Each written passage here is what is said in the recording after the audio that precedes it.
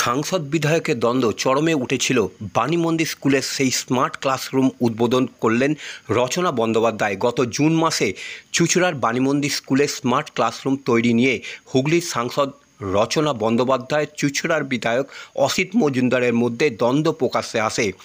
বিধায়ক ওই স্কুলের পরিচালন কমিটির সদস্য, অথচ তাকে না জানিয়ে স্মার্ট ক্লাসরুম তৈরি কেন, এই নিয়ে স্কুলের প্রধান শিক্ষিকার সঙ্গে দুর্ব্যবহার করেন বলে সাংসদকে অভিযোগ করেন স্কুলের প্রধান শিক্ষিকা। এরপর সাংসদ বিধায়কের বিরুদ্ধে তোপ দাগেন। তিনি বলেন যে, আমার তহবিলের টাকা বিভিন্ন স্কুলে স্মার্ট ক্লাসরুম তৈরি করব, যদি কারো হিম্মত থাকে আটকে দেখাক। বিধায়কের তার কাজে বাধা দিচ্ছে বলেই অভিযোগ তোলেন সাংসদ। এরপর দলের নির্দেশে নিজেদের মধ্যে ভুল বোঝাবুঝি মিটিয়ে নেওয়ার কথা ঘোষণা করেন বিধায়ক। তবে সাংসদ চুঁচুড়ার কোনো কর্মসূচিতে এলে বিধায়ক সেই কর্মসূচিতে দেখা যায় না। চুঁচুড়ার তার বিরোধী গোষ্ঠী বলেই পরিচয় যারা, তাদের সঙ্গে আপাতত সন্ধি মনোভাব দেখাচ্ছেন বিধায়ক। আজ ক্লাসরুমের উদ্বোধন করলেন রচনা বন্দ্যোপাধ্যায়।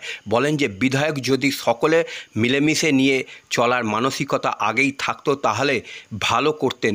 সকলে মিলেমিশে উনি থাকতে চাইছেন, এটা অনেক আগেই করলে ভালো হতো।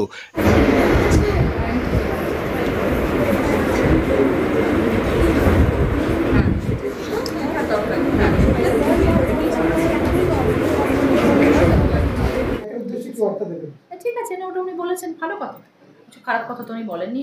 মিটিয়ে নিয়ে উনি একসাথে কাজ করবেন, মিটানোর কোনো ব্যাপার ছিল না। যেহেতু আমার খারাপ লেগেছিল, আমি ওনাকে বলেছিলাম যে সাংসদ যে কাজ করছে সেই কাজের মধ্যে বাধা দেওয়ার ইয়ে তো কাউর নেই, সেটা তো হওয়া উচিত না।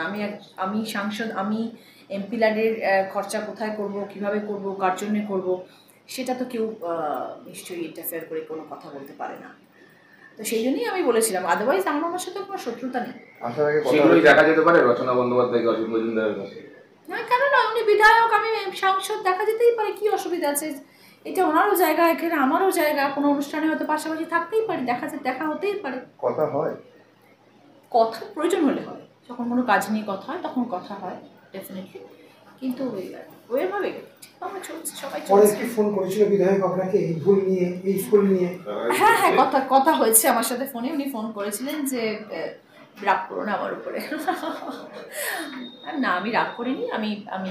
আমি খারাপ লেগেছে যে আপনি একজন এত সিনিয়র একজন বিধায়ক, আপনি অত্যন্ত সিনিয়র, আমি আপনাকে রেসপেক্ট করি সেই জন্যে।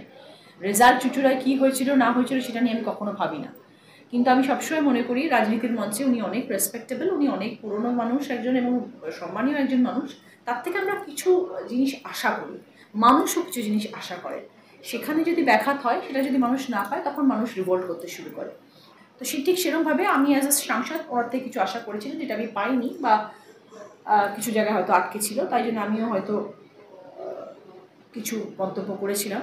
আগামী দিনে যদি সেটা হয় আবার মন্তব্য করব, কিন্তু আশা করি সেরকম ধরনের ঘটনা আর আসবে না। আগামী দিন আপনাদের হুগলি জেলায় যে স্কুলগুলো আছে সেগুলো স্মার্ট ক্লাস হবে? আমি চেষ্টা করব, নিশ্চয়ই চেষ্টা করব। আমার এমপি ল্যাডের তরফ থেকে অনেক কাজ আছে, যেটুকু টাকা সেন্ট্রাল বরাদ্দ করে রেখেছেন আমাদের জন্য, তার মধ্যেই 7টা কনস্টিটুয়েন্সি যদি ভালো কাজ করতে চাই, এর 3 ডবল বেশি টাকা দরকার।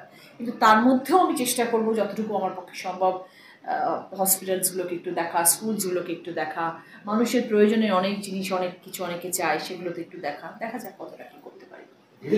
আবার সামনেই ভোট, আবার